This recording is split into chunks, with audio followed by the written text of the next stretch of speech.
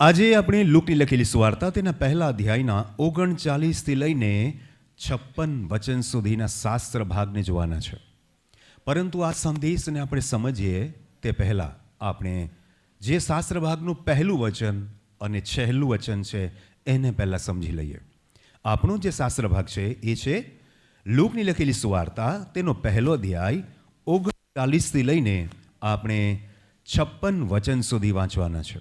પરંતુ બહુ ધ્યાન આપીએ કે 39મું જે આપણા શાસ્ત્ર ભાગનું પહેલું વચન છે અને 56મું જે વચન છે એ આપણા શાસ્ત્ર ભાગનું છેલ્લું વચન છે. પણ બહુ ધ્યાન આપી, બંનેમાં એક ઘટના લખેલી છે. પહેલી વાત લખી છે, 39મું વચન આપને માટે વાંચ્યું છે, ધ્યાનથી તમે સાંભળો. તે દિવસોમાં મરિયમ ઉઠીને પહાડી દેશમાં યહૂદિયાના એક શહેરમાં ઉતાવળથી ગઈ. તો અહીંયા આપણે જોઈએ છીએ કે મરિયમ એ એમની સગી એલિઝાબેથના ઘેર ઉતાવળથી ગઈ. બહુ જ ત્વરાથી ગઈ. શુભ સમાચાર મળ્યા હતા કે ગઢે ગઢપણમાં એલિઝાબેથ પ્રેગ્નન્ટ છે, ગર્ભ ધારણ કર્યું છે, એટલે ઉતાવળથી ગઈ. એક શુભ સમાચાર એની પાસે પહોંચ્યા. પરંતુ 56મું વચન આપણે વાંચીએ છીએ ત્યારે લખ્યું છે, મરિયમ આશરે 3 મહિના સુધી તેની સાથે રહી ને પછી પોતાને ઘેર ગઈ. એટલે કે આવી ઉતાવળથી અને ગઈ તે દરમિયાન 3 મહિના એ ત્યાં રહી. આ તમારી ને મારી જિંદગી છે. મારે ને તમારે આ 3 મોસમમાં, 3 અવસ્થામાં અહીં આવવાનું થાય છે. એટલે કે અહીંયા જે આવી છે એ એમની સગીના ઘેર એ ગઈ છે અને પછી 3 મહિના રહીને એમની સગી એલિઝાબેથના ઘેરથી એ પોતાને ઘેર જાય છે.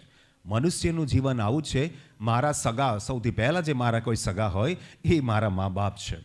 મારા મા બાપને ઘેર હું જન્મ લઉં છું અને મારું એક જીવન જીવાય છે 3 અવસ્થાવાળું: બાલ્યાવસ્થા, યુવાની અને ઘડપણ યા વૃદ્ધાવસ્થા. આ 3 અવસ્થામાં હું જીવું છું અને પછી મારા સ્વર્ગીય ઘેર યા અનંત ઘેર હું જતો રહું છું. તો આ ઘટનાની અંદર જબરજસ્ત એક બાબત લખેલી છે અને આ શાસ્ત્ર ભાગની અંદર કુલ 9 બાબતો શીખવાના છે. હાલેલુયા! 9 મહત્વની બાબતો આપણે શીખવાના છે. તમે ને હું માનવીય જીવન લઈને આ જીવનમાં જીવી રહ્યા છે. પરંતુ યાદ રાખો, કદાચ તમે બાલ્ય અવસ્થામાં છો યા કિશોર અવસ્થામાં છો યા કદાચ તમે યુવાવસ્થામાં છો અને યા કદાચ તમે ઘડપણમાં છો. પણ આ સંદેશ તમારા બધાને માટે અત્યંત મહત્વપૂર્ણ છે. 9 મહત્વની બાબતો આજે આ શાસ્ત્ર ભાગમાંથી આપણે શીખવાના છે. હાલેલુયા!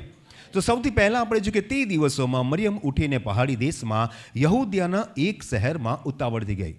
ઉતાવળથી મતલબ આપણે આ દુનિયામાં માતા પિતાને ઘેર 9 મહિના માટે ગર્ભમાં ધારણ કરે છે આપણને, અને માતા પિતા આશા રાખે છે કે જલ્દીથી મને દીકરો યા દીકરી મળે ને એમ તેઓ બહુ જ માવજત કરે છે ને એક સારી આશા લઈને બાળકનું કન્સીવિંગ એટલે કે બાળકનું ગર્ભ ધારણ કરે છે માતા, અને એની અરમાન પણ પિતા રાખે છે કે અમને સુંદર દીકરો યા દીકરી થશે. કેટલી ઉમ્મીદ અને કેટલી આશા ભરી તેઓ ઈચ્છા રાખે છે કે અમારે ત્યાં સુંદર તંદુરસ્ત બાળકનું દાન મળે. એટલું જ નહીં, માતા પિતા પાછી એવી શુભકામના રાખે છે કે આ બાળક મોટો થાય ને કોઈ ડૉક્ટર, એન્જિનિયર, આ દીકરી કોઈ મોટી થઈને કોઈ ડૉક્ટર, એન્જિનિયર, કોઈ સારી પોસ્ટ પર સફળ જીવન જીવે ને એમનું જીવન સુખી રહે. હર એક મા બાપ હજી તો એમનું બાળક જન્મ્યું નથી ને ત્યારથી આ શુભકામના રાખે છે, ત્યારથી આ સારા વિચાર રાખે છે. અને અહીંયા પણ એવું જ બને છે કે એલિઝાબેથ અત્યારે પ્રેગ્નન્ટ છે. પરમેશ્વરની કૃપાથી એમને હવે દીકરો થવાનો છે ને આપણે બધા જ જાણીએ છીએ કે એમને યોહાન નામનો દીકરો થવાનો છે. અને એ વાતના શુભ સમાચાર લઈને મરિયમ કુંવારી પોતાની સગી એલિઝાબેથને ઘેર જાય છે અને ત્યાં શું બને છે તે આગળ આપણે જોઈએ. પછી હું તમને કહીશ કે કયો નંબરથી આપણે પહેલા નંબરથી જોઈશું. 9 બાબતો શીખવાની છે. તેણે જખારિયાના ઘેર જઈને એલિઝાબેથને સલામ કહી. સલામનો મતલબ એકબીજાને શુભકામના પાઠવી યા એકબીજાને શાંતિની સલામ કહેવી યા એકબીજાને અભિવાદન કરવું. એ જ રીતે બાળક જન્મતો નથી ને તે પહેલાં જ માતા પિતાને સમાચાર મળી જાય છે કે મારી પત્ની એટલે કે પતિને સમાચાર મળી જાય છે કે મારી પત્ની પ્રેગ્નન્ટ છે, ને પોતાની પત્ની એટલે કે સ્ત્રીને પણ ખબર પડી જાય છે કે હવે હું પણ પ્રેગ્નન્ટ છું, આવના સમયમાં દીકરા યા દીકરીને દાન આપવાની છે. એક શુભ સમાચારની વાત ત્યાં દેખાઈ આવે છે. અને એલિઝાબેથને હજી બાળક નથી, એ પ્રેગ્નન્ટ છે. એ જ રીતે કોઈ માતા જ્યારે ગર્ભ ધારણ કરે છે એક અલગ જ પ્રકારના એના જીવનમાં ખુશી હોય છે, આનંદ હોય છે અને સપનાઓ હોય છે. 41મું વચન કહે છે, એલિઝાબેથે મરિયમની સલામ સાંભળી ત્યારે બાળક તેના પેટમાં કૂદ્યું અને એલિઝાબેથે પવિત્ર આત્માથી ભરપૂર થઈને, તાળી પાડીએ આપણે, હાલેલુયા, બહુ મહત્વની વાત છે કે માનવીય જીવનમાં પવિત્ર આત્માનું હોવું બહુ જરૂરી છે. કોણ પવિત્ર આત્માથી ભરપૂર છે તો હું પછી સમજાવીશ, પણ પહેલાં બાઇબલના વચન પ્રમાણે આપણે જોઈએ કે એલિઝાબેથ પણ પવિત્ર આત્માથી ભરપૂર હતી અને પવિત્ર આત્માથી ભરપૂર થઈને મોટો ઘાટો પાડીને કહ્યું કે સ્ત્રીઓમાં તને ધન્ય છે ને તારા પેટના ફળને ધન્ય છે.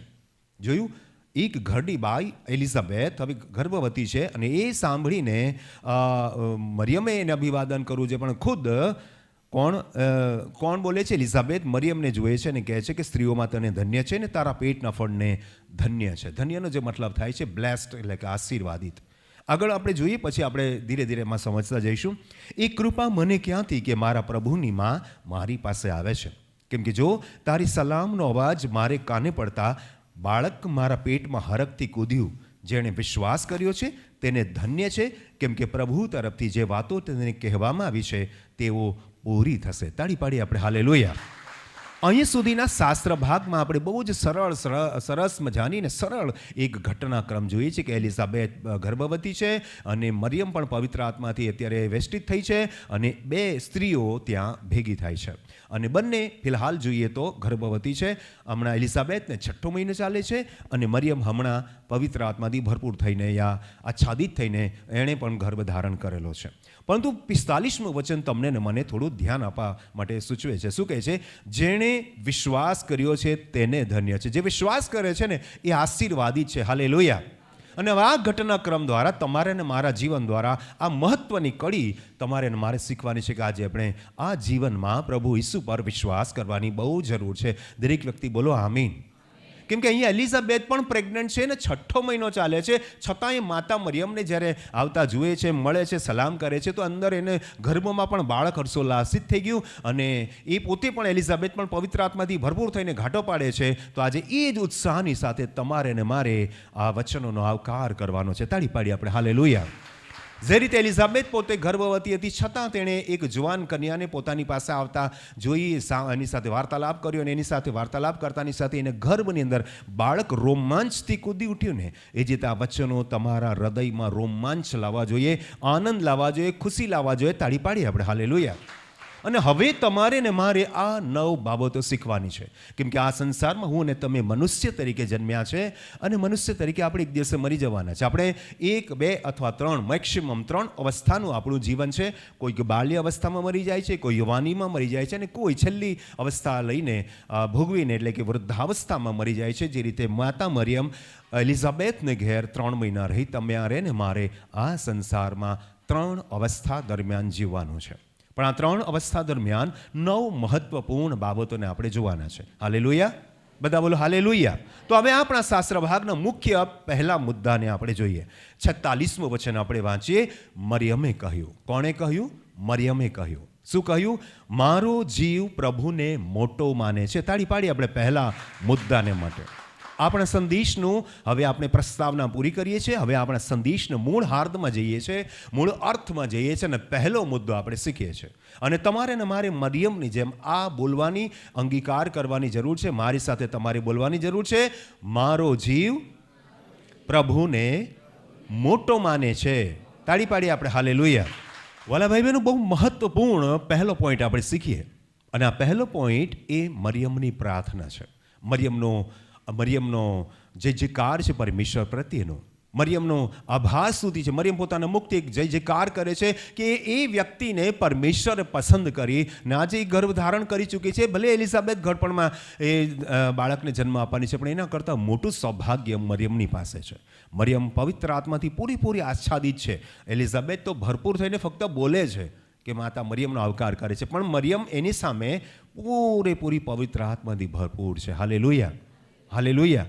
મરિયમની જેમ તમારે ને મારે પવિત્ર આત્માથી ભરપૂર થવાની જરૂર છે, આચ્છાદિત થવાની જરૂર છે. તાળી પાડી આપણે હાલેલુયા.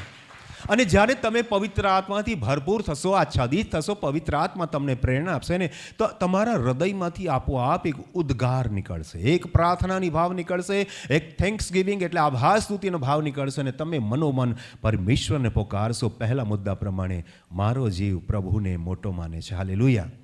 તમે કેટલો આભાર માનો છો પરમેશ્વરનો, જે રીતે મરિયમે આભાર માન્યો.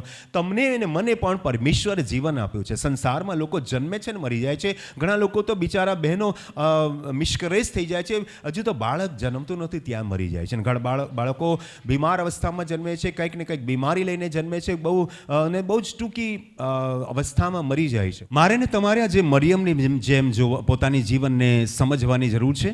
અને મરિયમે કહ્યું કે મારો જીવ પ્રભુને મોટો માને છે. આજે મારે ને તમારે પરમેશ્વરને પૂરા હૃદયથી, પૂરા ભાવથી આપણે પોકાર કરવાની જરૂર છે. હાલેલુયા. કેમ કે હું ને તમે તમામ પ્રકારની મહામારીઓમાં બચી ગયા, હું અને તમે તમામ પ્રકારના યુદ્ધોમાં બચી ગયા, હું અને તમે હરેક પ્રકારની બીમારીથી બચી ગયા છે. હું અને તમે આ વર્ષના અંતિમ દિવસોમાં અકસ્માત તથા તમામ પ્રકારની મૃત્યુકારક બાબતથી બચી ગયા છે. અને વર્ષના અંતિમ સમયમાં ઈશ્વરની કૃપાથી આપણે જીવી રહ્યા છે. તાળી પાડી આપણે હાલેલુયા.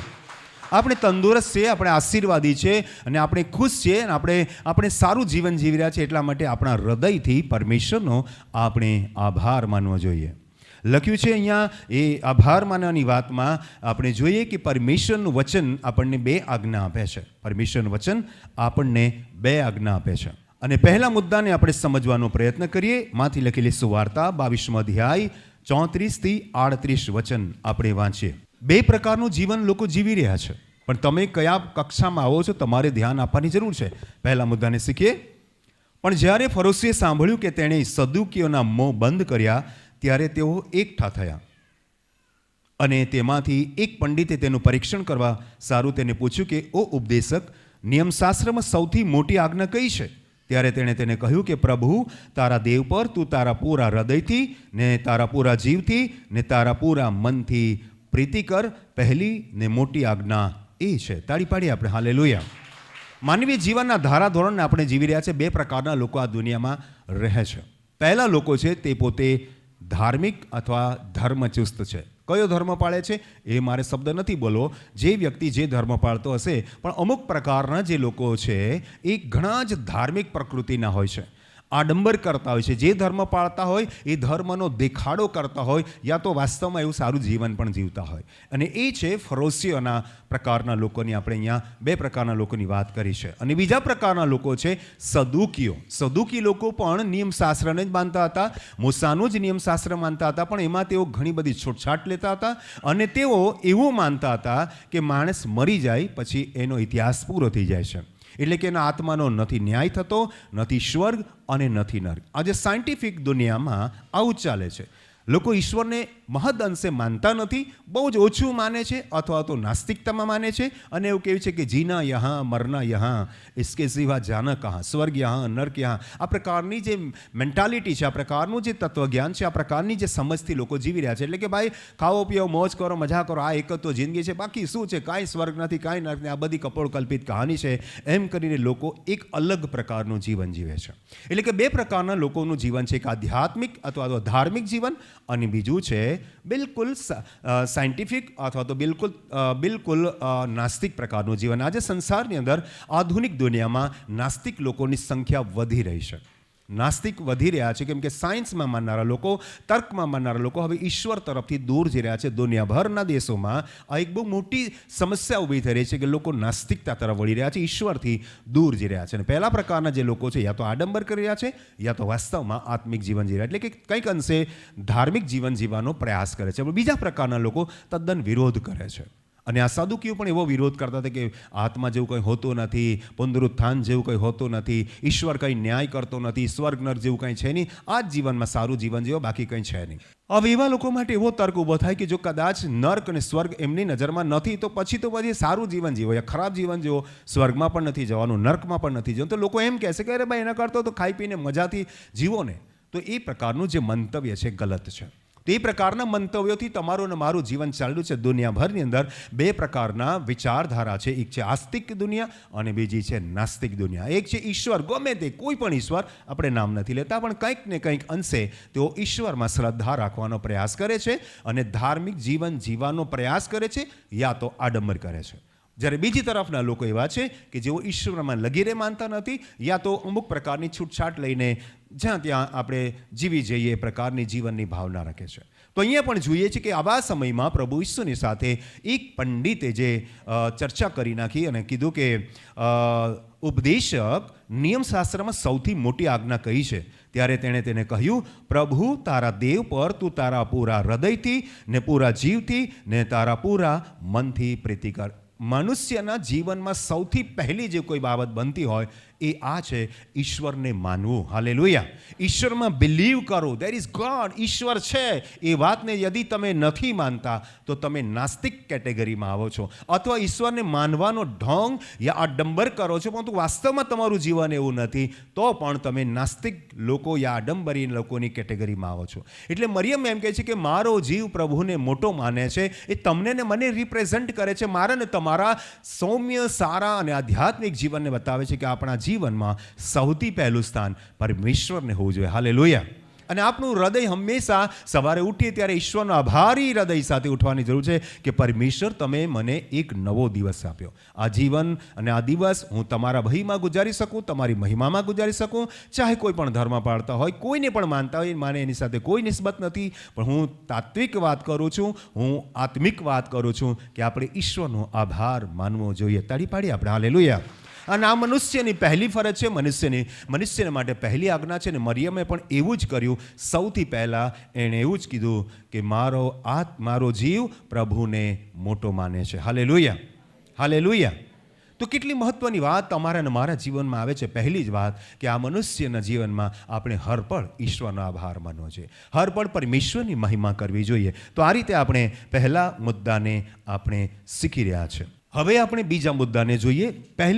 પહેલો મુદ્દો આપણે અહીંયા શીખી ગયા છે કે આપણા જીવનમાં હર સમયે, હર પરિસ્થિતિમાં આપણે ઈશ્વરનો આભાર માનવો જોઈએ.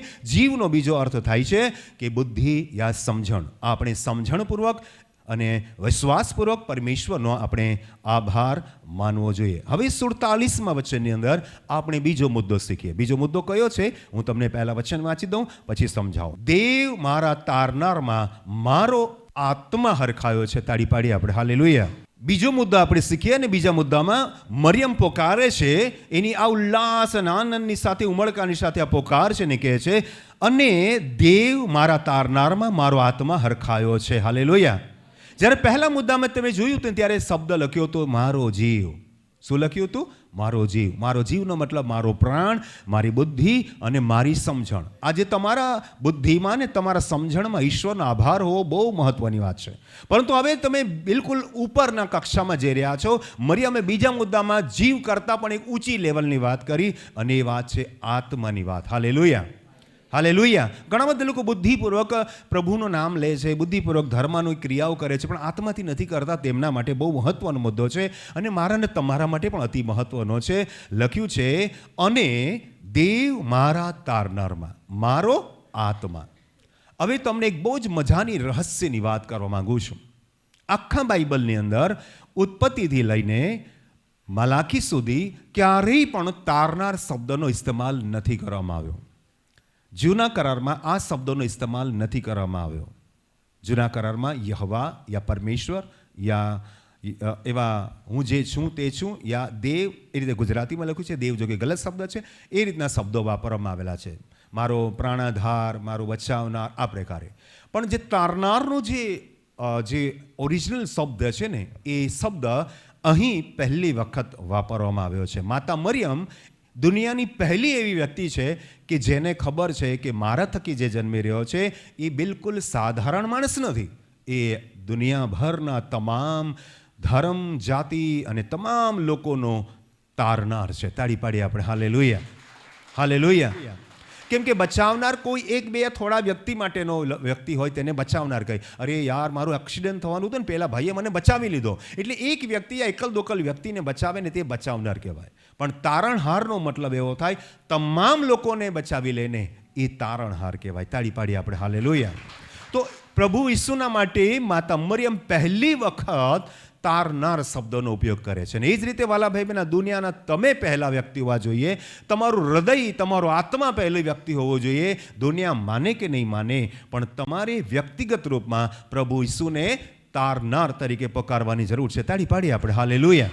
બીજો મુદ્દો તમારા અને મારા આત્માને ઝંઝોડે છે, તમારા અને મારા આત્માને શિક્ષણ આપે છે, તમારા અને મારા આત્માને સમજાવે છે કે મારે ને તમારે બચાવનારની જરૂર નથી, મારે ને તમને તારનારની જરૂર છે. કેમ કે મારા શરીરને તો કોઈને કોઈ બચાવી શકશે, ડૉક્ટર બચાવી શકશે, દવા બચાવી શકશે, વેદ બચાવી શકશે, અન્ય કોઈ વ્યવસ્થાથી હું બચી શકીશ, પણ મારા આત્માને કોણ બચાવશે? ને મારા આત્માને બચાવનાર મારો તારનાર પ્રભુ ઈસુ છે. તાળી પાડીએ આપણે. હાલેલુયા.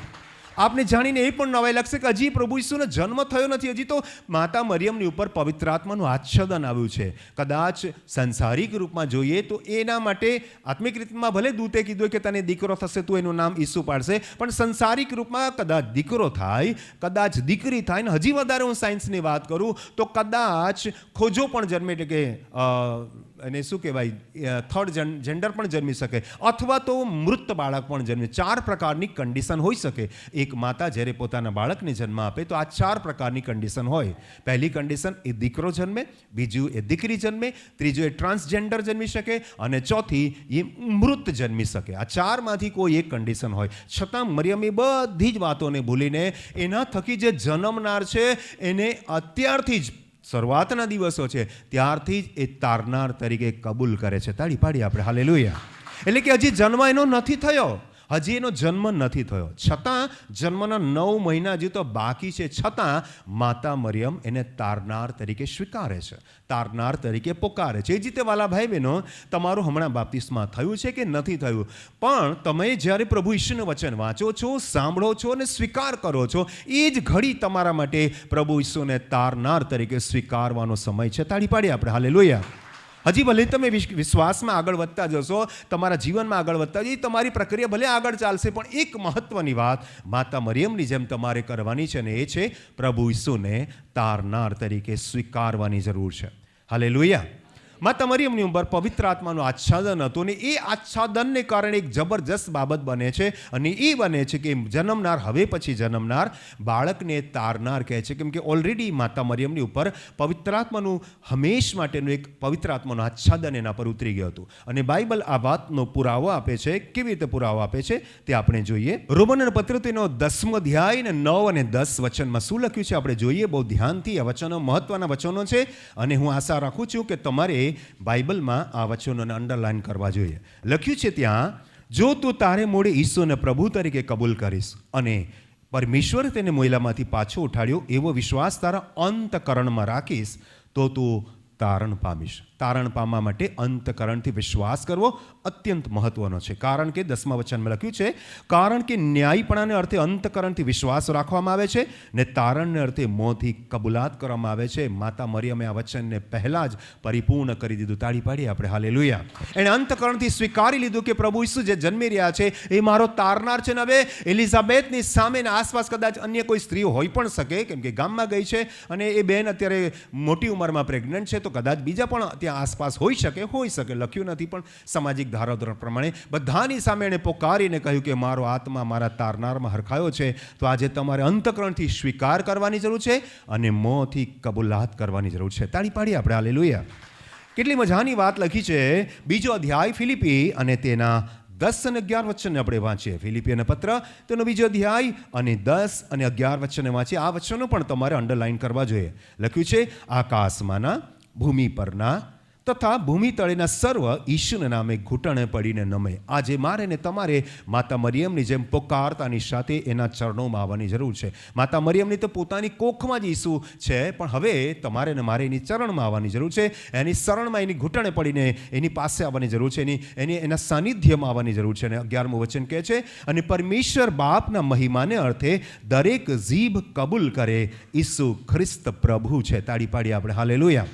બીજું વચન તમને ને મને એટલું બધું લાગુ પડે છે કે જો તમારું મન, તમારી બુદ્ધિ અને તમારી સમજણ જો પરમેશ્વરનો આભાર માને છે કે પ્રભુ તે મને અત્યાર સુધી જીવતો અને હયાત રાખ્યો છે, જીવતાની ભૂમિમાં તારો આભાર માનું છું, પણ મારા આત્માને તે બચાવ્યો છે, મને તારણ આપ્યું છે, એના માટે તો મારો આત્મા ખૂબ જોરથી તારો મહિમા કરે છે. મોટે ઘાટે હું તારો જયજયકાર કરું છું, તારી મહિમા કરું છું, કેમ કે મને શારીરિક રૂપમાં તે સાજો નથી રાખ્યો, આત્મિક રૂપમાં પણ તે મને તારણ આપ્યું છે. તાળી પાડીએ આપણે. હાલેલુયા. યહૂદાનો પત્ર તેનો 1લો અધ્યાય અને 25મું વચન કહે છે, એટલે આપણો તારનાર જે એકલો ઈશ્વર તેને ગૌરવ, મહત્વ, પરાક્રમ તથા અધિકાર અનાદિકાળથી હમણાં તથા સર્વકાળ હોજો. આમીન. તાળી પાડી આપણે હાલેલુયા.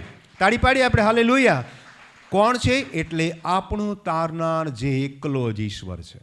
બચાવનાર બહુ બધા હોઈ શકે, યસ, બહુ બધા હોઈ શકે, પણ તારનાર એક જ હોઈ શકે, અને એ છે તમારો ને મારો પ્રભુ ઈસુ. તાળી પાડી આપણે હાલેલુયા. તો આપણે અત્યાર સુધી આ બીજા મુદ્દાને જોઈ રહ્યા છે. હવે આપણે આગળ ત્રીજા મુદ્દામાં જોઈશું. આપણા શાસ્ત્ર ભાગમાં જઈએ. આપણે લુકાઈ લખેલી સુવાર્તા તેનો પહેલો અધ્યાય અને 46 અને 47 પહેલો અને બીજો મુદ્દો આપણે સમજ્યા. ત્રીજા મુદ્દાને જોઈએ. 48મું વચન વાંચીએ. બહુ ધ્યાનથી તમે આ વચનોને વાંચજો. લખ્યું છે, કારણ કે તેણે પોતાની દાસીની દીનાવસ્થા પર દ્રષ્ટિ કરી છે, કેમ કે જો હવેથી સઘળી પેઢીઓ મને ધન્ય કહેશે. Hallelujah, hallelujah. ત્રીજો મહત્વનો મુદ્દો તમારે ને મારે સમજવાની જરૂર છે. બહુ ધ્યાન આપીએ. દીનાવસ્થાનો મતલબ થાય છે લાચારીની અવસ્થા. દીનાવસ્થાની મતલબ થાય છે નિર્બળ અવસ્થા. દીનાવસ્થાની મતલબ થાય છે ગરીબ અવસ્થા.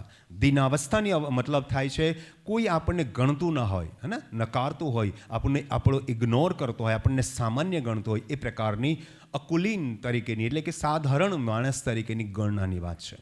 બહુ ધ્યાન આપીએ. ત્રીજો મુદ્દો તમને ને મને બહુ લાગુ પડે છે. પહેલો પણ લાગુ પડે છે, બીજો, ત્રીજો, તમામ લાગુ પડશે. આ મુદ્દાને પણ બહુ ધ્યાન આપીએ. આ દુનિયામાં હું ને તમે સામાન્ય લોકો છે.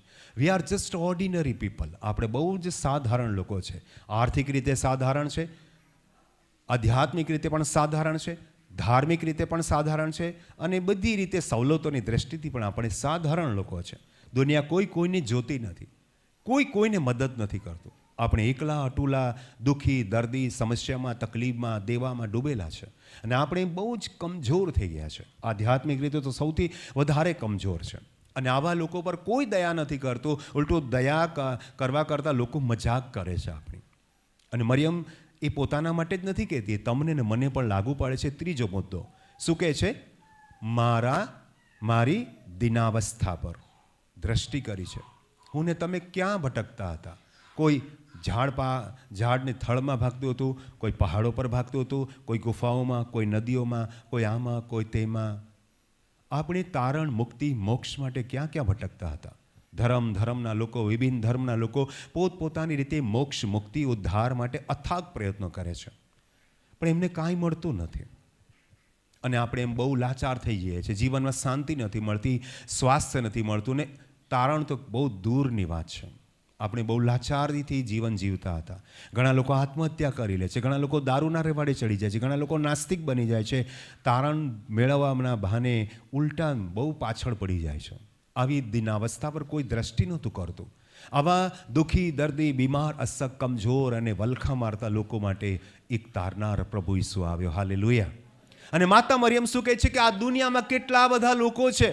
હું એક એવી જુવાન કન્યા કુમારિકા કે જેના પર પ્રભુએ મારા પર દ્રષ્ટિ કરી. કોઈ નહીં જોતું હતું એને.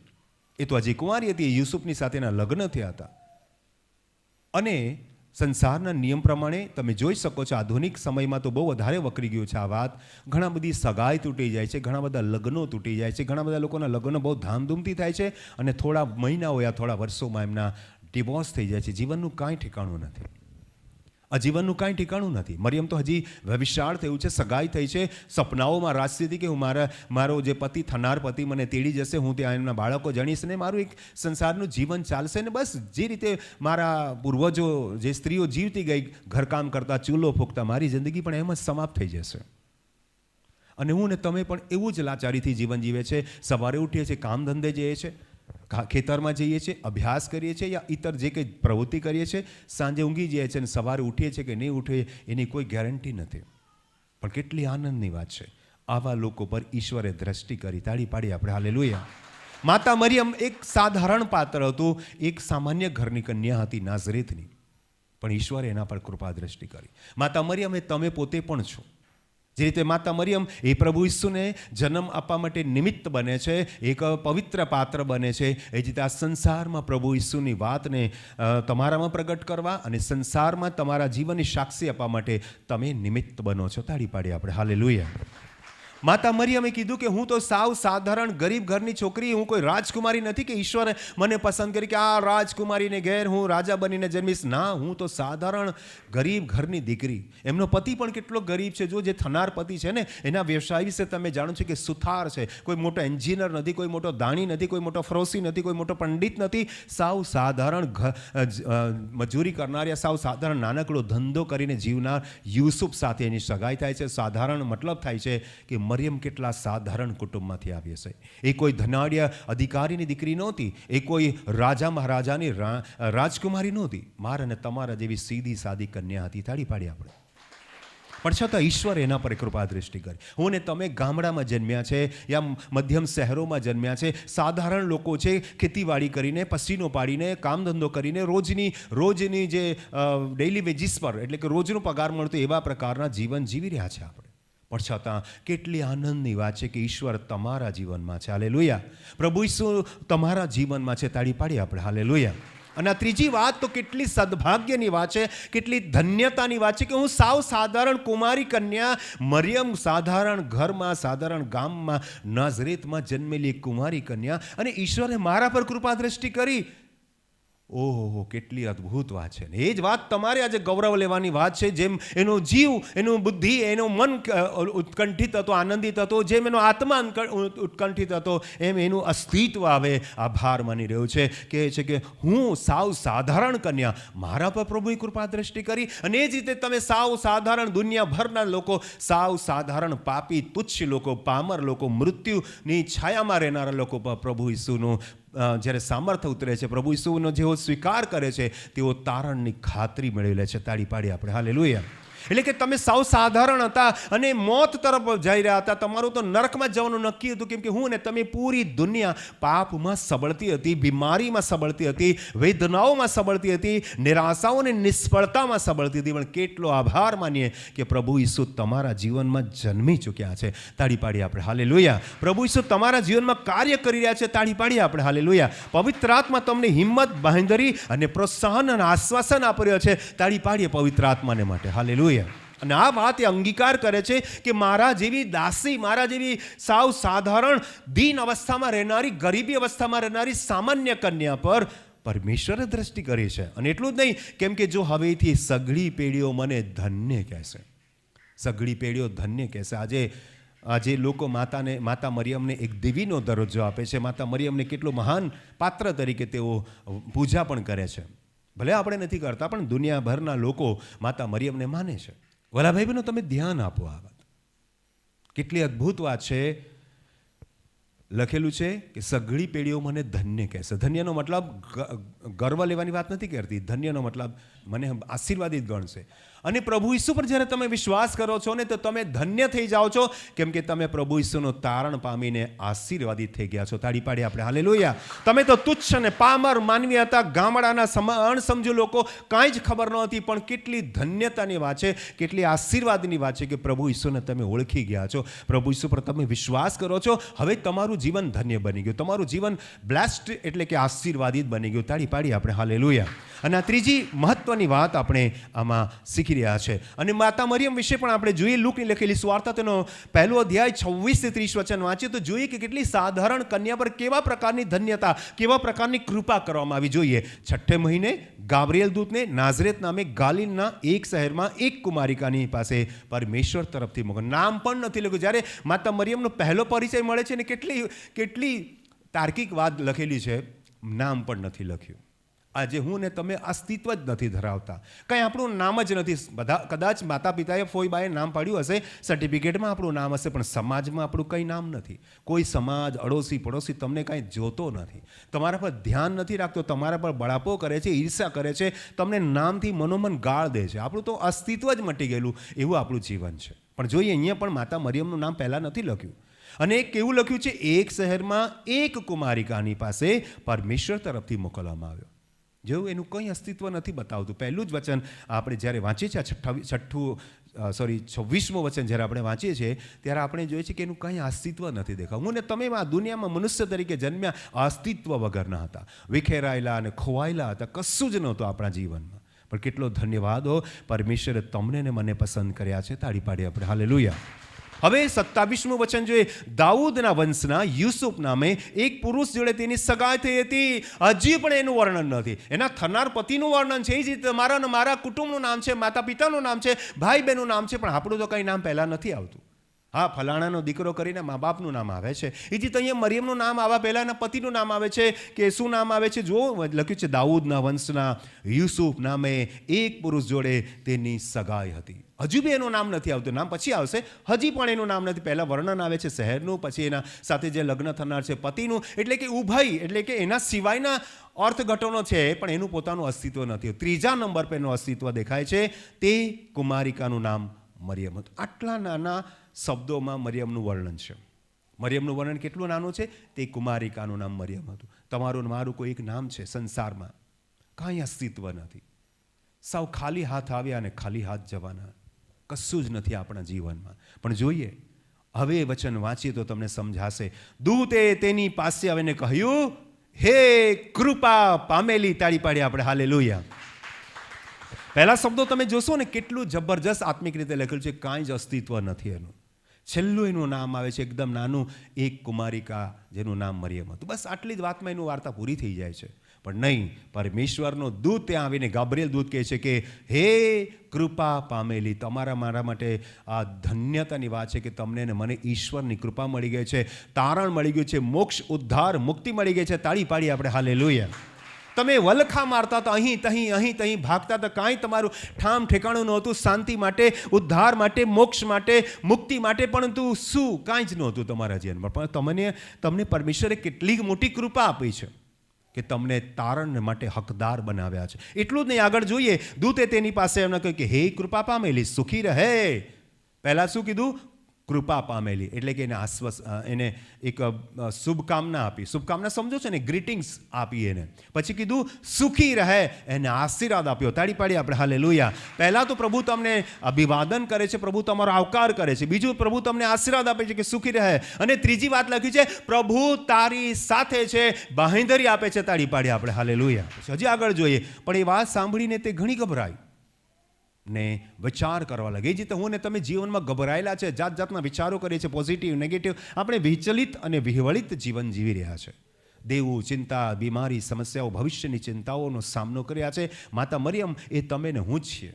માતા મરિયમ ફિઝિકલી, બાયોલોજિકલી પ્રભુને જન્મ આપવા માટે નિમિત્ત બની, અને હું અને તમે એવી માતા મરિયમ છે, એવા પાત્ર છે કે આત્મિક રીતે એને જન્મ આપવાના નિમિત્ત બનીએ છીએ. તાળી પાડી આપણે હાલેલુયા.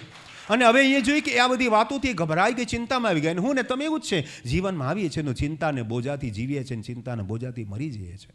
આ જિંદગી છે. પણ બહુ ધ્યાન આપવા જેવી વાત છે. ઘણી ગભરાઈને વિચાર કરવા લાગી કે આ તે કયા પ્રકારની સલામ હશે. જાત શબ્દ લખ્યું છે, થોડો અર્થઘટન બરાબર નથી થતો, એટલે હું કહીશ આ કયા પ્રકારની સલામ હશે. તમે ઘણા ચિંતામાં થયો કે ઈસુનું નામ મારે લેવાનું. અરે આ તો તમે ઘણા ગણમથલ કરો છો. અરે મારું તો આ હું નામ નહીં દઈશ, પણ મારું તો આવું, મારું તો આવું, મારું તો આ સમાજ, મારું તો આ ધર્મ, એવું ઘણી બધી વખત તમે ચિંતા કરો છો. ને ઈસુનું નામ જ્યારે તમારી પાસે આવે છે, તમે થોડાસા મૂંઝાઈ જાઓ છો, ચિંતિત થઈ જાઓ છો. પણ દૂત તેને કહે છે કે હે મરિયમ. તાળી પાડી આપણે હાલેલુયા. શરૂઆતમાં આપણે જોયું મરિયમનું નામ છેલ્લે હતું, પણ હવે હે મરિયમથી એને પોકારીને કહે છે, હે મરિયમ, બી માં. બાંહેધરીની સાથે સાથે હિંમત પણ મળે છે. તાળી પાડી આપણે હાલેલુયા. જ્યારે પ્રભુ ઈસુને તમે સ્વીકાર કરો છો ને વાલા ભાઈ બહેનો, તો અનુક્રમે હે કૃપા પામેલી, સુખી રહે, પ્રભુ તારી સાથે છે, આ અને સાથે સાથે હે મરિયમ, તમને નામથી પ્રભુ બોલાવે, પછી તમને હિંમત પણ મળે છે. પ્રભુ ઈસુમાં આવ્યા પછી તમને પાપની ભય જતો રહે છે, મૃત્યુનો ભય રહી જતો રહે. આજે બી મૃત્યુ થઈ જાય ને તો તમને કાંઈ ડર નથી. અહીંયા પણ તમે મરી જાઓ ને, આ સંદેશ સાંભળતા તો બી તમને કોઈ ગમ નહીં થશે, કેમ કે તમને ખબર છે, કેમ કે તમે તારણ પામેલા, પરમેશ્વરની કૃપા પામેલા લોકો છો. તાળી પાડી આપણે હાલેલુયા. અને એટલે પ્રભુનું વચન કહે છે બી માં, અને પછી કહે છે કેમ કે તું વ્યક્તિગત કહે છે, તું દેવથી કૃપા પામી છે. તાળી પાડી આપણે હાલેલુયા. આ શબ્દો કોને કહ્યા હતા? ગાબ્રિએલે કોને કહ્યા હતા? પરંતુ આ વચન કોને કહે છે? વ્યક્તિગત બોલો, આ વચન મને કહે છે. બધા બોલો, આ વચન મને કહે છે. શું કહે છે? તું કૃપા પામેલ વ્યક્તિ છે, તું કૃપા પામેલ દીકરો છે, યા તું કૃપા પામેલ દીકરી છે. તાળી પાડીએ તમારા માટે છે, મારા માટે છે. તાળી પાડીએ આપણે બધા મળીને હાલેલુયા. ત્રીજી વાત કેટલી મહત્ત્વની છે કે આજે માનવીય જીવનમાં તમે કૃપા નથી પામ્યા, ઈશ્વરની કૃપાથી વંચિત થઈ ગયા, તમારો અનંતકાલિક નાશમાં તમે જશો. પણ તમે ઈશ્વરની કૃપા પામેલા લોકો છો. ફક્ત માતા મરિયમ પર કૃપા નથી થઈ, હરેક વિશ્વાસ કરનાર વ્યક્તિ માટે કૃપા થઈ. કેમ કે આપણે વચનમાં વાંચી ગયા હતા 45મા વચનમાં, જેણે વિશ્વાસ કર્યો છે તેને ધન્ય, તે વ્યક્તિ આશીર્વાદી છે. મરિયમે વિશ્વાસ કર્યો. આ વચન સાંભળતા સાંભળતા તમે વિશ્વાસ કરો છો, તમે પણ કૃપા પામેલા લોકો છો. તાળી પાડીએ આપણે હાલેલુયા. પાંચમો મુદ્દાને આપણે જોઈએ. લુકની લખેલી સુવાર્તા 1લો અધ્યાય અને 49 વચન, 46, 47, 48. હવે 49 વચન વાંચીએ. શું લખ્યું છે? કેમ કે પરાક્રમીએ મારે સારું મહાન કૃત્યો કર્યા છે, તેનું નામ પવિત્ર છે. તાળી પાડીએ આપણે હાલેલુયા. મરિયમ આ ઉલ્લાસની સાથે, આનંદની સાથે, જયજયકારની સાથે આ બોલે છે ને. એક તો પ્રાર્થનાના શબ્દો છે, એ તો જયજયકારના શબ્દો છે, એ તો સ્તુતિગાન છે, તો જયજયકાર છે. અને એ તમારો ને મારો પણ આજે ઉદ્ગાર હોવો જોઈએ માતા મરિયમની જેમ. કેમ કે પરાક્રમીએ મારે સારું. હાલેલુયા. તમારે પણ બોલવાનું છે, પરાક્રમીએ મારે સારું. દરેક વ્યક્તિ બોલો, પરાક્રમીએ મારે સારું. હાલેલુયા. વ્યક્તિગત મામલો છે તારણ, મુક્તિ, મોક્ષ, ઉદ્ધાર. એ સામૂહિક મામલો નથી, એ ધાર્મિક મામલો તો બિલકુલ નથી, એ તમારો વ્યક્તિગત મામલો છે. હાલેલુયા. કહે છે પરાક્રમીએ મારે સારું મહાન કૃત્યો કર્યા છે, તેનું નામ પવિત્ર. એનું નામ તો અદ્ભુત છે, પરાક્રમી છે, મહાન છે. તાળી પાડીએ આપણે હાલેલુયા. જે તમને તારણ આપે ને એ તમારો પવિત્ર ઈશ્વર છે. જે તમને તારણ નહીં આપે તો પછી તમારા નામ માટે એ ઈશ્વરનું નામ પવિત્ર ન. પવિત્રનો મતલબ અદ્ભુત, પરાક્રમી, જબરદસ્ત, યા ઓલમાઇટી, યા હોલી ઓફ હોલી કહેવાય. પવિત્ર એટલે બહુ અજાયબ, પ્રેમાળ, એવો એનો અર્થ થાય. તો અહીંયા જોઈએ આપણે પાંચમા મુદ્દાને સમજીએ. અને પરાક્રમીએ મારે સારું. કોણ પરાક્રમી છે આ દુનિયામાં? કોઈ ન હતું ભાઈ. મોક્ષ, મુક્તિ, ઉદ્ધાર માટે કોઈએ છાતી ચલાવી નથી, કોઈ આવ્યું નથી આ દુનિયામાં. પણ માતા મરિયમની કોખમાં આવી ચૂક્યો છે, એ વાતને સ્વીકાર કરે છે. તાળી પાડીએ આપણે હાલેલુયા. માતા મરિયમ એ વાતની કબૂલાત કરે છે. કોઈ સાધારણ વ્યક્તિ નહીં, કોઈ સાધારણ વસ્તુ નહીં, કોઈ સાધારણ નક્ષત્ર નહીં, કોઈ સાધારણ નદી નાળા નહીં, કોઈ સાધારણ વૃક્ષ વનરાજી નહીં, કોઈ સાધારણ પશુ પક્ષી નહીં, પણ જે મને તારણ આપે છે કોણ છે? પરાક્રમી છે, ભયાવહ છે, અદ્ભુત છે, ઓલમાઇટી છે. તાળી પાડીએ આપણે હાલેલુયા. અને શું કહે છે? આપણે પરાક્રમી વિશેષતાઓ વિશે વિચાર કરી કે આ જ વ્યક્તિ આ શબ્દ વાપરી શકે, આ જ વ્યક્તિ આ શબ્દ વાપરી શકે, બીજો નહીં વાપરી શકે. ને હવે તમે પણ વાપરી શકો, પણ મરિયમ પહેલાં કોઈ નહીં બોલી શક્યા. હું સમજાવું, સાયન્ટિફિકલી પહેલાં સમજાવું. સાયન્ટિફિકલી બાળક જન્મવા માટે એક પુરુષ અને એક સ્ત્રી હોવા જોઈએ. વાત સાચી કે ખોટી? એક બાળકને જન્મ આપવા માટે એક સ્ત્રી અને એક પુરુષનું હોવું જરૂરી છે. સાચી વાત, ખોટી વાત? અર્ધ સત્ય, અર્ધ સત્ય. એક સ્ત્રી અને એક પુરુષથી બાળક જન્મશે જ એની કોઈ ગેરંટી નથી. સ્ત્રી અને પુરુષથી સાયન્ટિફિકલી યા બાયોલોજીકલી બાળક જન્મશે જ એની કોઈ ગેરંટી નથી. જો એવું હોત તો ઘણી બધી સ્ત્રીઓ નિસંતાન ન હોત. એટલે પહેલી કન્ડિશન એ નથી કે સ્ત્રી પુરુષ ભેગા થાય. પહેલી કન્ડિશન એ છે કે સ્ત્રી પુરુષ ભેગા થયા પછી એમની અંદર સક્ષમતા, એબિલિટી હોવી બહુ જરૂરી છે. એમની અંદર ગર્ભ ધારણ કરવાની શક્તિ સ્ત્રીમાં અને પુરુષમાં પણ એ શૌર્ય તક શક્તિ હોવી બહુ જરૂરી છે. પછી સાયન્ટિફિકલી વાત હું લંબાણથી નથી કહેવા માગતો, પણ હું એ કહેવા માગું છું કે પતિ પત્ની ભેગા થાય એટલે બાળક જન્મે એની 100% ગેરંટી નથી હોતી. જો એવી હોત તો ઇબ્રાહિમને 86 વર્ષે પહેલો દીકરો ના જન્મ્યો હોત ને 100 વર્ષે ઈસાક ના જન્મ્યો હોત. અને જો એ ગેરંટી હોત તો અહીંયા પણ એલિઝાબેથ અને ઝખારિયા અને ગળપણમાં બાળક જન્મ્યું ના હોત. એટલે હું જે કહેવા માંગુ છું, બહુ સાયન્ટિફિકલી વાત કરવા માંગુ છું કે પતિ પત્ની ભેગા થાય ને તો બાળક જન્મે જ એની કોઈ ગેરંટી નથી, કદાચ ન પણ જન્મે. તો સાયન્ટિફિકલી આ પુરવાર નથી થતું કે પતિ પત્ની સંયોગ કરે તો એમને બાળક જન્મે જ એવું કોઈ શક્ય નથી. કદાચ ન પણ જન્મે, કદાચ તમને કીધું અગાઉ 4 પોઈન્ટ આપે તેમાંનું પણ થાય. એક છોકરો જન્મે, છોકરી જન્મે, યા નાન્યેતર એટલે કે ટ્રાન્સજેન્ડર જન્મે, યા મૃત બાળક પણ જન્મે. 4માંથી કોઈ પણ એક કન્ડિશન હોઈ શકે ને, અથવા 5મી એ પણ બને કે એમને બાળક જ નહીં જન્મે. 5 પ્રકારની કન્ડિશન બને. ધ્યાનથી સાંભળજો, સ્ત્રી પુરુષના સંયોગથી આ 5 પ્રકારની કન્ડિશન બની શકે. પણ અહીંયા જે શબ્દ વાપરે છે ને મરિયમ, એ ફક્ત મરિયમ વાપરી શકતી હતી. અને કયું પરાક્રમ તે જોઈએ. જો સ્ત્રી પુરુષના સંયોગથી બાળક જન્મે એ જો 90% આપણે માનીએ તો 10% સંભાવનાઓ છે. દીકરો દીકરી જન્મે એમાં 90% આપણે ગણી લઈએ તો 10% એવી સંભાવના પણ છે કે બાળક નહીં પણ જન્મે. સ્ત્રી પુરુષના ભેગા થવાથી 100% બાળક જન્મે ગેરંટી નથી. બાયોલોજીકલી વાત કરું છું કે 100% બાળક થાય જેની કોઈ ગેરંટી નથી. બહુ ધ્યાનથી સાંભળજો. પણ અહીંયા કોઈ પણ પુરુષની શક્તિ વગર એક કુંવારી કન્યા ગર્ભ ધારણ કરે ને એ તો નામુમકિન છે. એટલે હું એમ કહેવા માંગુ છું કે સ્ત્રી પુરુષના સંયોગથી બાળક જન્મે જ એની પણ કોઈ ગેરંટી નથી. એ 10% કદાચ ન પણ જન્મે. પણ અહીંયા જે પરાક્રમ પરમેશ્વરે કર્યું, ના તો સ્ત્રી પુરુષનો સંયોગ છે, ના 90%ની વાત છે, ના 10%ની વાત છે, 100% છે પવિત્ર આત્માથી ગર્ભવતી થઈ છે. તાળી પાડીએ આપણે હાલેલુયા. આ જે સાયન્ટિફિક વાત છે ને એ મરિયમ કહે છે કે મારા જેવી એકદમ સાધારણ ગામડામાં જન્મેલી માતા મરિયમ તરીકે હું બનવાની છું, પણ અત્યારે તો હું કુંવારી છું, સાધારણ છું, કુંવારી છે, મેં કોઈ પતિ પુરુષનો સંસર્ગ નથી કર્યો, છતાં એ મારામાં પરાક્રમ થયું કે મારાથી દીકરો જન્મવાનો. દીકરો એ પણ ગેરંટી. પહેલામાં તો દીકરો પણ જન્મે, દીકરી પણ જન્મે, ટ્રાન્સજેન્ડર પણ જન્મે, મરેલો પણ જન્મે, યા તો ન પણ જન્મે. નથિંગ, કોઈ ગેરંટી નથી. પણ અહીંયા એટલી કન્ફર્મ ગેરંટી છે કે કોઈ પણ પુરુષ વગર, અને તે પણ કોઈ દીકરી નહીં, કોઈ ટ્રાન્સજેન્ડર નહીં, કોઈ મરેલો નહીં કે કોઈ નિસંતાન નહીં, 100% દીકરો જન્મવાનો. તાળી પાડીએ આપણે હાલેલુયા. આને કહેવાય પરાક્રમ, આને કહેવાય ગોડની હાઈએસ્ટ પાવર, સૌથી અચંભિત કરવાવાળી શક્તિની. એ વચન આપણે વાંચીએ. લૂકની લખેલી સુવાર્તા 1 અધ્યાય 31 થી 35 વચન વાંચીએ. શું લખ્યું છે? જો તને ગર્ભ રહેશે, તાળી પાડીએ આપણે હાલેલુયા. તને એટલે કોને? પરિણીત નથી, કોઈ પુરુષ સાથે એનો સંયોગ નથી થયો, તો પણ તને ગર્ભ રહેશે. આ છે પરાક્રમ પરમેશ્વરનું, પવિત્ર આત્માનું. તાળી પાડીએ આપણે હાલેલુયા. શું તથ્ય આપ્યું છે? પહેલું લખ્યું છે જો તને એટલે કે કુંવારીને ગર્ભ રહેશે. બીજી ગેરંટી 100% બોલો કઈ? દીકરો થશે. અને ત્રીજી ગેરંટી તું તેનું નામ ઈસુ પાડે. 3 ગેરંટી છે. તાળી પાડીએ આપણે હાલેલુયા. ના આપણા જીવનની કેટલી અવસ્થા છે? બાલ્ય અવસ્થા, યુવાની, ઘડપણ. 3 અવસ્થા. અને અહીંયા 3 ગેરંટી છે. તને ગર્ભ રહેશે, બધા બોલો આમીન. તને દીકરો થશે, બધા બોલો આમીન. તું તેનું નામ ઈસુ પાડશે, દરેક વ્યક્તિ બોલો આમીન. પ્રભુ ઈસુના નામમાં જોરદાર તાળી પાડી આપણે. આ છે પરાક્રમ, આ છે પરાક્રમ. સાયન્સ ફેલ થઈ ગયું, વિજ્ઞાન, બાયોલોજી અને ગાયનોકોલોજી જે ડિપાર્ટમેન્ટ ફેલ થઈ ગયું. અહીંયા તમામ ધર્મો ફેલ થઈ ગયા, તમામ પ્રણાલી ફેલ થઈ ગઈ, તમામ સમાજની રીત ફેલ થઈ ગઈ.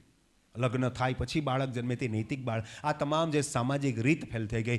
અલૌકિક બાબત બની, અદ્ભુત બાબત બની. કુંવારી કન્યા જે સાધારણ ગામડામાં ઉછરેલી, એના પર પવિત્ર આત્માનું આચ્છાદન થયું અને કહ્યું તને ગર્ભ રહેશે, તને દીકરો થશે, તું તેનું નામ ઈસુ પાડશે. તાળી પાડે આપણે હાલેલુયા. અને એટલું જ હજુ તમે જો ભવિષ્યની વાતો પણ કેટલી ગેરંટી સાથે. એ છે પરાક્રમ, એ છે ફૂલ્લી ગેરંટી. એટલું જ નહીં, ઈસુ પાડશે પછી બસ પૂરું એટલું જ નહીં. વચન કહે છે તે મોટો થશે. તાળી પાડી આપણે હાલેલુયા. ઘડપણમાં નથી, અરે બચપનમાં નથી મરી જવાનો, એ મોટો થવાનો છે. મોટો થશે. એટલું જ નહીં, આગળ જોઈએ, પરાત પરનો દીકરો કહેવાશે. તાળી પાડી આપણે હાલેલુયા. આદમ હવા એટલે કે કાઈનથી, આદમ હવાથી પહેલો જે છોકરો જન્મ્યો કાઈન, એ માણસનો દીકરા તરીકે જન્મ્યો. કાઈનનો જન્મ માણસના દીકરા તરીકે થયો અને યોહાનનો જન્મ થવાનો એ પણ માણસના દીકરા તરીકે જન્મ. પહેલો એવો વ્યક્તિ છે જે ઈશ્વરનો દીકરો તરીકે જન્મવાનો. તાળી પાડી આપણે hallelujah. This is the wonderful guarantee by our almighty God. તાળી પાડીએ આપણે હાલેલુયા. આ છે પરાક્રમી પરમેશ્વર. He is the almighty God. આ છે. તમે કયા પરાક્રમની વાત કરો? આનાથી મોટો કોઈ પરાક્રમ હોઈ નહીં શકે. 100% ગેરંટી. એટલું જ નહીં, તમે જુઓ તે મોટો થશે ને તો પરાત પરનો દીકરો કહેવાશે. એટલું અટકતું નથી. અને પરમેશ્વર પ્રભુ તેને તેના પિતા દાઉદનું રાજ્ય આપશે. એટલું જ નહીં, સંસારિક રાજ્યની વાત નથી આગળ. તે યાકૂબના ઘર પર સર્વકાળ રાજ કરશે. અને એનાથી મોટી ગેરંટી, ને તેના રાજ્યનો અંત આવશે નહીં. તાળી પાડે આપણે હાલેલુયા.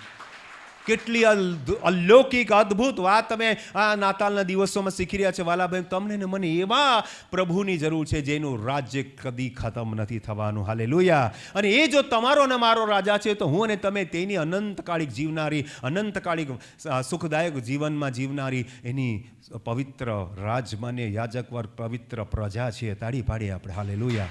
એ ઈસુને હું ને તમે માનીએ છીએ, જે ઈસુને આજથી 2000 વર્ષ પહેલાં માતા મરિયમે પોકારીને જો જન્મ નહોતો તે પહેલાં પહેલાં પોકારે છે, હજી તો તમારા જીવનમાં પ્રભુ ઈસુને આવવા દો. હાલેલુયા. માતા મરિયમ ઉમળકાની સાથે, આનંદની સાથે, ઉમંગની સાથે આ જોરથી જે જયકાર કરે છે. આજે તમારે ને મારી પાસે મોકો છે, આપણે પ્રભુ ઈસુનો જે જયકાર કરીએ. 25 ડિસેમ્બરે જ કેમ, પ્રતિદિન આપણે માતા મરિયમને કહે છે, મારો જીવ પ્રભુમાં હરખાયો છે. તાળી પાડી આપણે હાલેલુયા.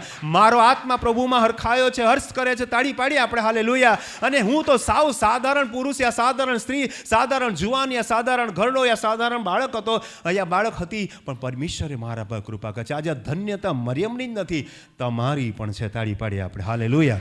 તો અત્યાર સુધી આપણે 5 બાબતો શીખ્યા. 6ઠ્ઠી બાબત જોઈએ, લૂકની લખેલી સુવાર્તા 1 અધ્યાય 50મું વચન વાંચીએ. જેઓ તેનું ભય રાખે છે તેઓ પર પેઢી દર પેઢી તેની દયા રહે છે. ભય રાખવું, ભયનો મતલબ ડરવું નહીં, ભયનો મતલબ આદર કરવું. મારી સાથે કોઈ છે, મારી પડખે મારા મમ્મી, મારા પપ્પા છે, એ જ રીતે બાળકને જે હૂંફ મળે છે ને, એ આધ્યાત્મિક બીકની વાત કરું છું. આજે મારે ને તમે મરિયમ શું કહે છે, મારા કોખમાં મારી સાથે મારું બાળક છે એવું નથી બોલતી, મારો તારનાર મારા કોખમાં છે. તાળી પાડી આપણે હાલેલુયા.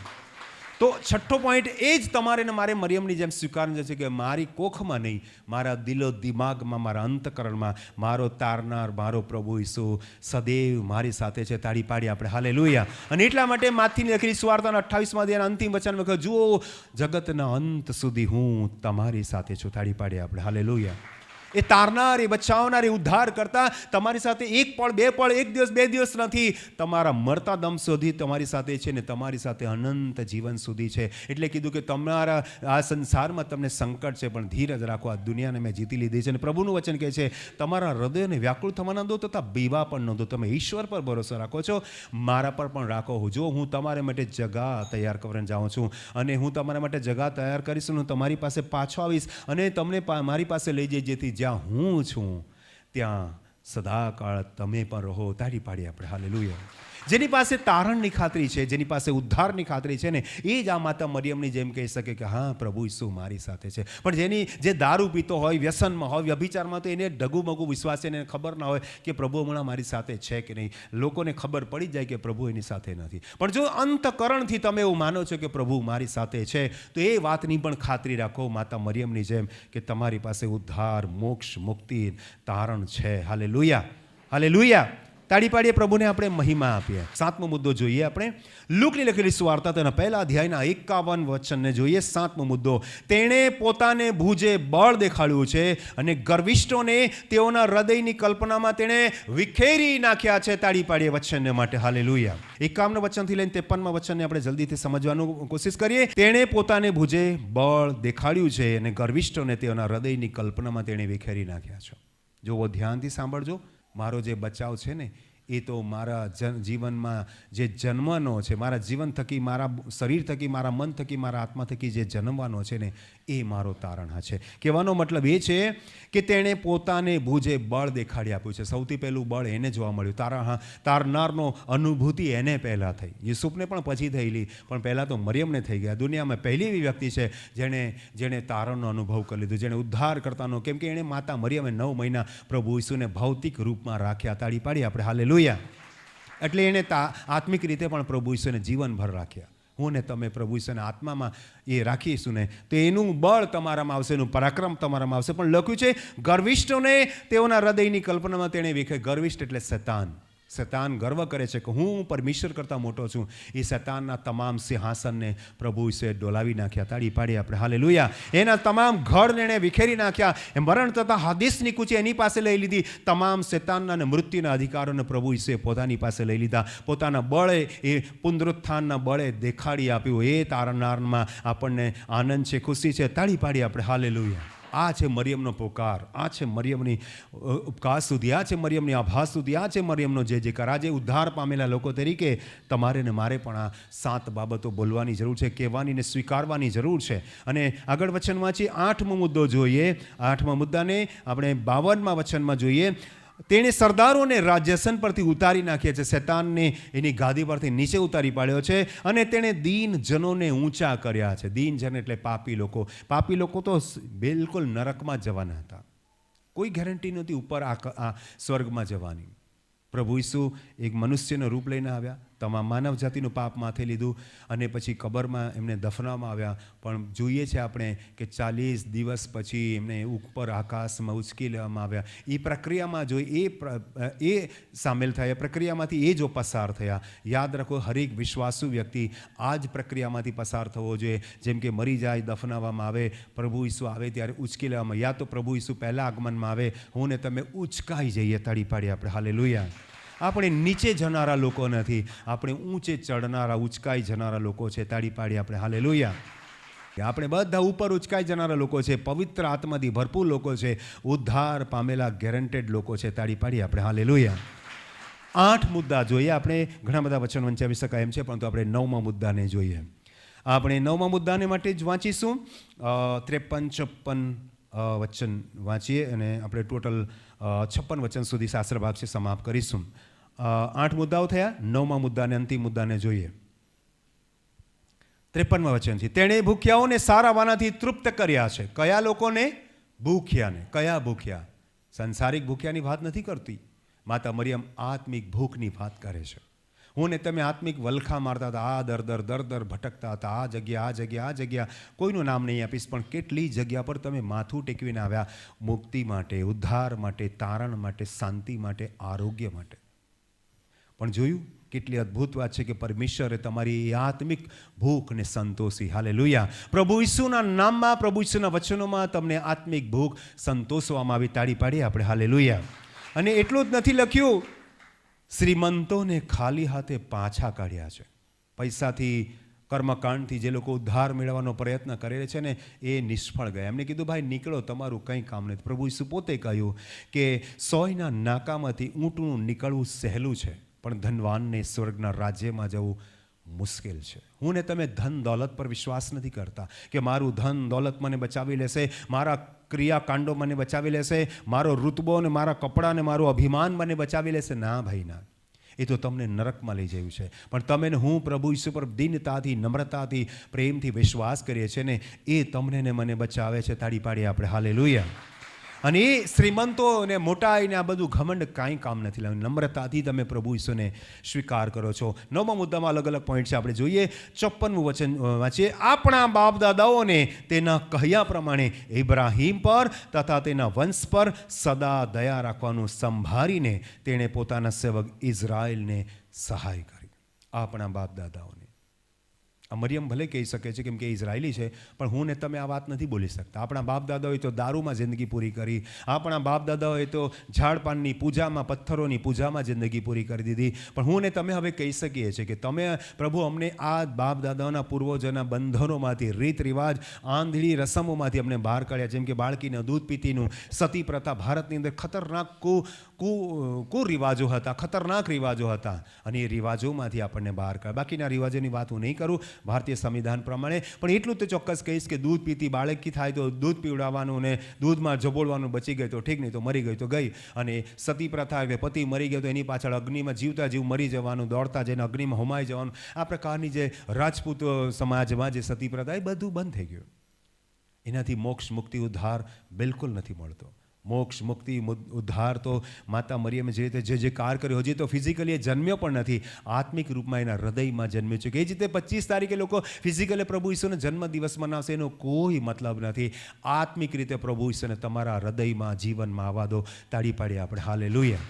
બધા બોલો હાલેલુયા. અને કહ્યું છે કે સદા દયા રાખવાનું સંભાળીને તેણે પોતાના સેવક ઇઝરાયલને સહાય કરી. તમને ને મને પ્રભુ ઈસુએ સહાય કરી છે. બાકી તારણમાં લઈ જવાળું કોઈ ન હતું. આપણે તો બધા ધર્મના નીતિ નિયમોમાં, કુરિવાજોમાં ફસેલા. તમે પ્રભુ ઈસુએ તમને ને મને પુનરુત્થાનની ગવાહીમાં, પુનરુત્થાનના સામર્થમાં તમને ને મને પણ બચાવી લીધા. તાળી પાડીએ આપણે. હાલેલુયા. 9મો મુદ્દો તમને ને મને જ નહીં, આપણી તમામ પેઢીઓને, આપણા તમામ દેશ દુનિયાને દર્શાવે છે. બાપ દાદાઓને દર્શાવે છે. ઇઝરાયલ દેશને દર્શાવે. એટલે આખા પૂરી દુનિયાને માટે છે કે પૂરી દુનિયાને સહાય કરનાર એક જ છે પ્રભુ ઈસુ. તાળી પાડીએ આપણે. હાલેલુયા. પૂરી દુનિયાને તારણ આપનાર એક જ છે પ્રભુ ઈસુ. તાળી પાડીએ આપણે. હાલેલુયા. અને 56મું વચન વાંચીને આજના સંદેશને સમાપ્ત કરીશું. મરિયમ આશરે 3 મહિના સુધી તેની સાથે રહી. મારે તમારે કોઈને કોઈક સ્વજન સાથે, પત્ની સાથે, પતિ સાથે, માતા પિતા સાથે, સાસુ સસરા સાથે, બાળકો સાથે એક સાંસારિક જીવન જીવવાનું છે. જે રીતે માતા મરિયમ પોતાની સગી એલિઝાબેથની સાથે 3 મહિના રહે, એવી રીતે મારે તમારા કોઈના કોઈ સંબંધોને સ્થાપિત રાખવાનું છે. પતિ પત્ની, માતા પિતા, બાળકો, ભાઈ બહેન, કુટુંબ, પડોશી, કોઈકને કોઈ સંબંધમાં ચોક્કસ આપણે છીએ. પણ આ સંબંધ 3 અવસ્થા દરમિયાન જ છે. કઈ અવસ્થા? 3. કઈ? બાળપણ, જુવાની, વૃદ્ધાવસ્થા એટલે કે ઘડપણ. આ 3 અવસ્થા પછી બધાએ આ શરીરરૂપી ઘર છોડીને અનંત ઘરમાં જવાનું છે. તાળી પાડી આપણે હાલેલુયા. પણ યાદ રાખો, હું તમને જે અંતિમ મુદ્દો કહેવા માગું છું, આત્મિક એ કહેવા માગું છું કે 3 મહિના એ એલિઝાબેથને ત્યાં રહી. અને હું અને તમે સાયન્સ પ્રમાણે એવું જાણીએ છીએ કે 3 મહિનાના ગર્ભની અંદર જીવ આવી જાય છે. હાલેલુયા. જીવ આવી જાય છે. એ ગર્ભને જો કોઈ કન્ડિશન ખરાબ આવી જાય તો મેડિકલ ટર્મ્સ પ્રમાણે 3 મહિના સુધીમાં ગર્ભપાત કરાવી શકે. મેડિકલ ટર્મ્સ પ્રમાણે, પાપની વાતમાં નથી કરતો, એકોર્ડિંગ ટુ મેડિકલ ટર્મ્સ તમે ગર્ભપાત કરાવી શકો. પણ 3 મહિના પછી જો કોઈ કોમ્પ્લિકેશન્સ આવે તો ગર્ભપાત કરવો બહુ મુશ્કેલ થઈ જાય. કેમ કે એવું કહેવાય છે કે એની અંદર જીવ, પ્રાણ, શરીર બંધાઈ જાય છે, એનું રૂપરેખા બની જાય છે. 3 મહિના આ જીવન દરમિયાન તમારી રૂપરેખા પણ બાંધી લો. વિશ્વાસુ વ્યક્તિ તરીકે પોતાની જાત વિકસિત કરી દો. જે રીતે 3 મહિના માતા મરિયમના કોખમાં ઈશુનું ગર્ભ વિકસિત થઈ ગયું, સાયન્ટિફિકલી હવે પ્રોપર થઈ ગયું. એ રીતે આત્મિક જીવનમાં આ ભલે તમે બાલ્ય અવસ્થામાં હોય એટલે કે કિશોર અવસ્થામાં હોય, ભલે તમે જુવાન અવસ્થામાં હોય, ભલે તમે ઘડપણમાં હોય, આ સંદેશ સાંભળીને તમારા આત્મિક જીવનનું ઘડતર કરી લો. કેમ કે માતા મરિયમ 3 મહિના પછી પોતાને ઘેર ગઈ અને ત્યાં પછી એને બાળક ઈસુ થયું અને દુનિયાનો તારનાર બન્યો. એ જ રીતે વાલા ભાઈ, મારે ને તમારે આ જીવનમાં 3 અવસ્થામાં આપણા જીવનને સમારી લેવાનો સમય છે. આપણા જીવનને બચાવી લેવાનો સમય છે. અસલી નાતાલ એ છે કે તમે તમારા અંતકરણમાં, તમારા જીવમાં, તમારા મનમાં, તમારા વિચારમાં, તમારી બુદ્ધિમાં, તમારા સમજણમાં અને તમારા પોકારમાં ઈસુને જન્મ આપી દો. તાળી પાડી આપણે હાલેલુયા.